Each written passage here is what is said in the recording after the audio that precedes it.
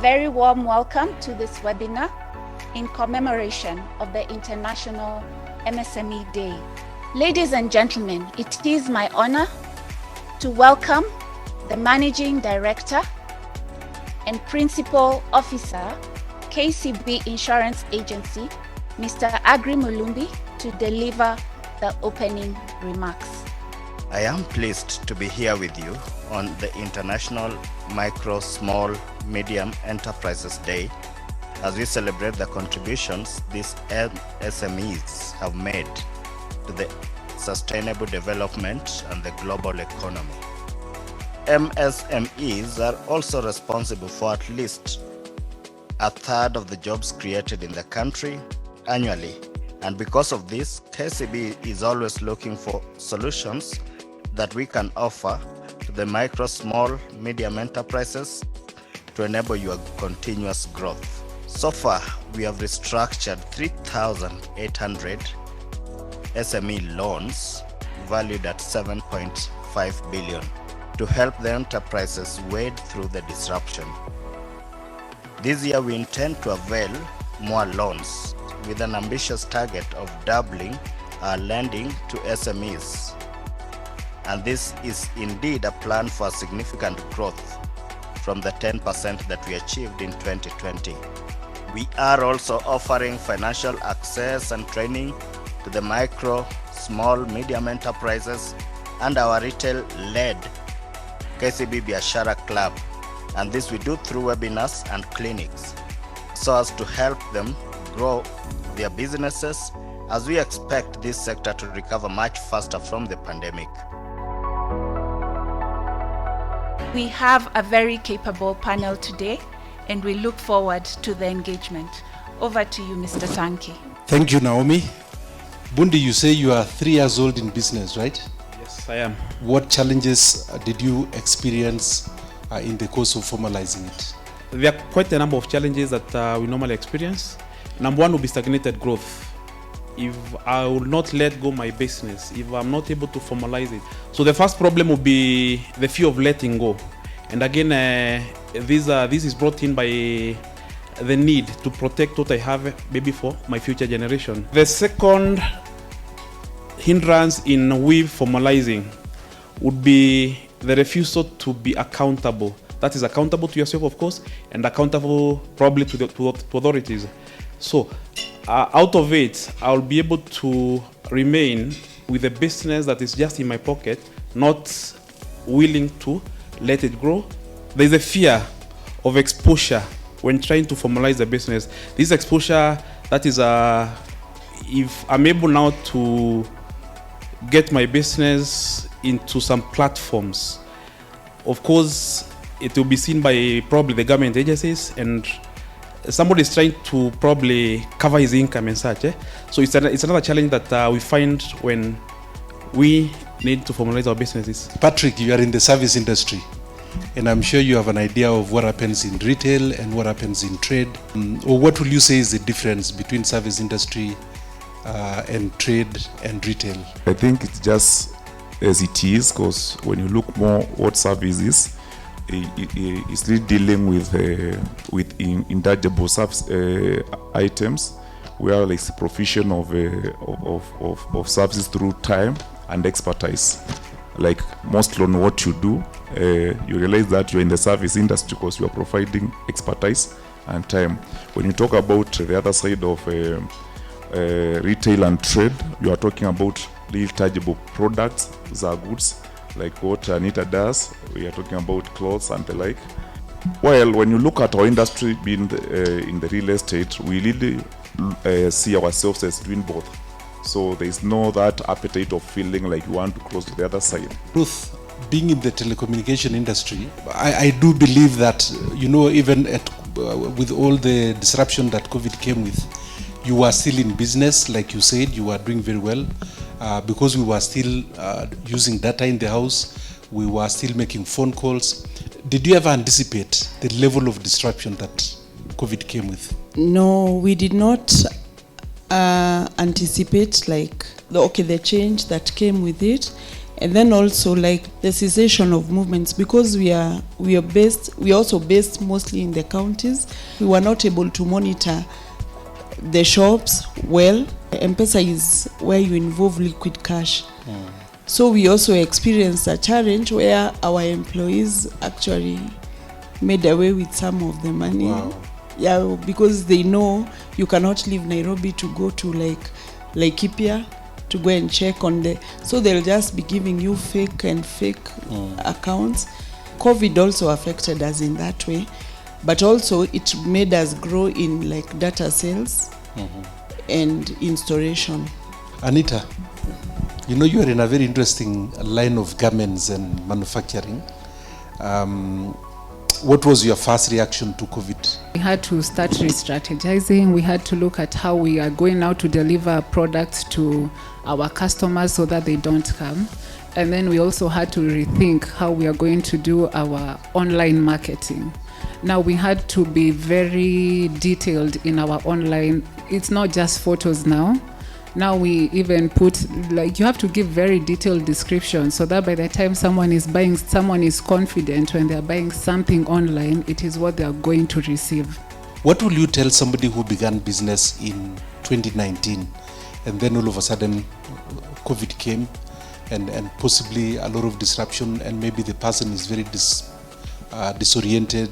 What will you tell that kind of a person? Giving up probably is not an option. If you've really done your background checks on the business, on the venture that you want to start, and by this I mean, I'll take somebody who has a passion for probably the food industry. That's the passion that person has. Another example is somebody who probably has some expertise on the same line of business.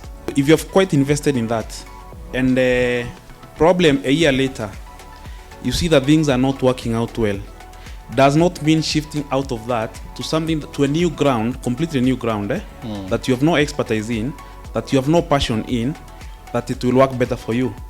Probably you are trying to copy somebody else who has succeeded in the same environment doing something else.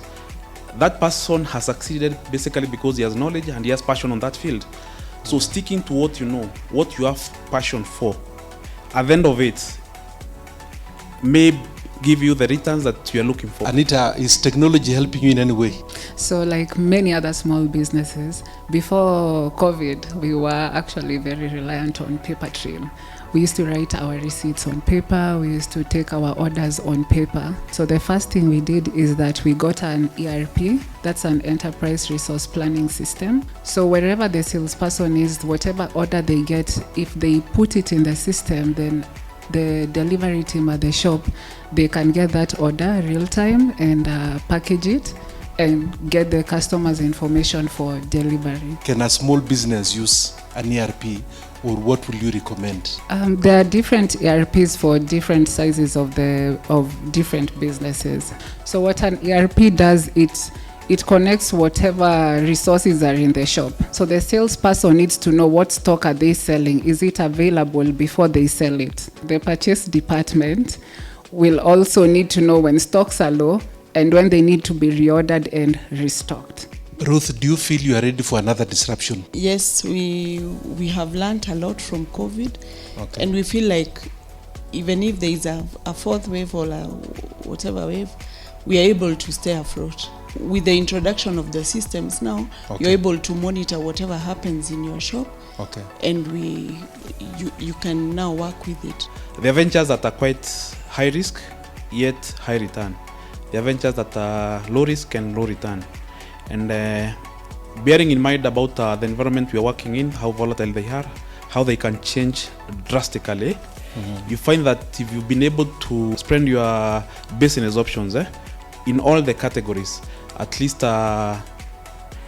you find that when some are disrupted, those probably of low risk, low returns, will keep you afloat for the period until the wave are over. Are there other things that your business did that maybe I can borrow or I can learn from, or maybe I can take as an advice as an entrepreneur? Initially, before COVID, we used to sell property upfront because we are so affordable when we talk about our property, our land. We have learned as low as 70,000 with a title deed, all the way to probably 1 million or 2 million. But we realize now people have been disrupted by this giant called COVID. So we created a fund aside and began a business called UOP Credit, which helps the customers pay in installments. Like you pay a deposit of 50,000 and then you pay 50,000 every month for the next 10 months. So it becomes possible for a person who was not able to pay upfront to pay installments. So if you can look at your pricing strategy in your business, maybe you can be able to do more business based on your cash flow. Do you regret somewhere in your business that you never did this, maybe in terms of time, or maybe you never responded properly, or maybe you completely ignored? Yes, there have been, like Ruth said, the way they were experiencing theft at their other shops. Yeah. I think majorly that happens because of when you're working with paperwork. Mm-hmm. So I definitely regret not getting an ERP earlier on. Okay. Because now we can keep a tight track of our stock, of how the money is circulating within the business. So that is one of my regrets, not getting an ERP sooner and not digitizing our processes sooner. Okay. Ruth, with the knowledge that you now have, is there something you want to change about tomorrow? Before COVID, we were so hands-on on our business. Okay. But now we've discovered that we can do it. We can even venture in something else, because with the systems, you don't have to be present personally. So we are able to venture in other things, in another line of business, which is also a good thing, because like Anita said, if one thing is not working, another one will work.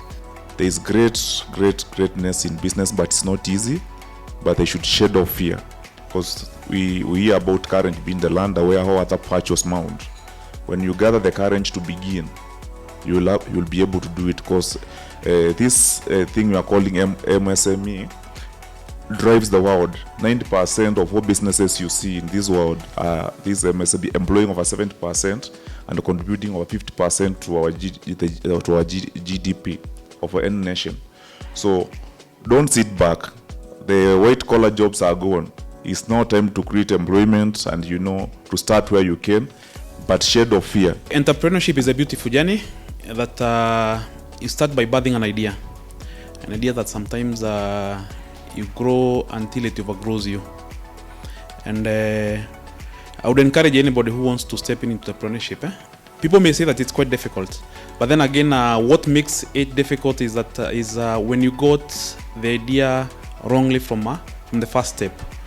So if you look at companies that have grown over time to be mammoth companies, probably those people who started had an idea, but that idea was born out of either passion on that line or expertise on that line.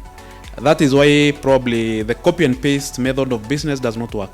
If something is working for me very well, you try to cut and copy the same, probably it won't work for you. Now, the reason it may not work for you because you don't have expertise on that field, you don't have passion on that line. So for those who are trying to come into entrepreneurship, the simple question that somebody has to go back to is that my passion, or do I have some expertise on that line? Mine will be to encourage SMEs that we need to come together now more than ever. We need to come together to influence the governance and the policies that are made to govern SMEs in Kenya. Because, for example, 2020 was a tough year, and for sure many SMEs are going to make losses, and yet the government expects us to pay taxes even though we made a loss. We have a number of business pressure points that we have experienced. One of them is getting customers. And I'm sure all of us go through the challenge of getting customers. All of us go through the challenge of customer acquisition. The second one is cash flow management. I know, even as we discussed from the discussion that we've just had, cash is a key thing that we need to be able to look at in business. And again, we want to look at how to ease that pressure, even so that our businesses can be able to succeed. And one other pressure point is basically external forces. There are things that are outside of our control. Then there is fatigue. As an entrepreneur, sometimes you get tired and not just you as an individual, even those that work with you. The forces that sometimes work against your business, against you, may be just too many. These variables are too many, and somebody said that not even your age, not even the years that you've been in business can mentor you to success. So I want to wish you the best as we celebrate this great day of International MSME. I wish you the best, I wish you success and a very blessed future. Asante sana. The emergence of COVID-19 pandemic in March last year disproportionately impacted many businesses, with reduced turnover and disruptions in the market and supply chains. Ladies and gentlemen, the mission of the Ministry of Industrialization, Trade and Enterprise Development is to promote the growth and development of a vibrant micro, small and medium enterprise sector in Kenya. The Kenya National Bureau of Statistics indicates that there are an estimated 7.4 million MSMEs in Kenya today, which employ an approximate 14.9 million Kenyans in various sectors of the economy. And therefore, this contributes approximately to about 40% of our GDP. Therefore, policies and strategies to enhance MSME growth and competitiveness require the creation of an enabling regulatory and administrative environment with access to finance and capable institutional structures. It's in this regard that the MSME development requires a cross-cutting engagement strategy that touches upon many areas. The strategy is envisioned to foster and enable continuous growth of the MSME sector, given the number of enterprises that are being set up and their graduation by upscaling into small and then medium enterprises. Allow me to note that achieving our national goals is not only an undertaking of the government, but a collective responsibility that brings together both the government and the private sector working together for a common goal. And in this regard, once more, I thank KCB for being a player concertedly with government and together with all of you who are there to achieve this great goal of a growing MSME sector in Kenya. As we come to the end of this International MSME Day event, we want to thank you all for participating. So at this point, allow me to wish you a very happy International MSME Day. Thank you.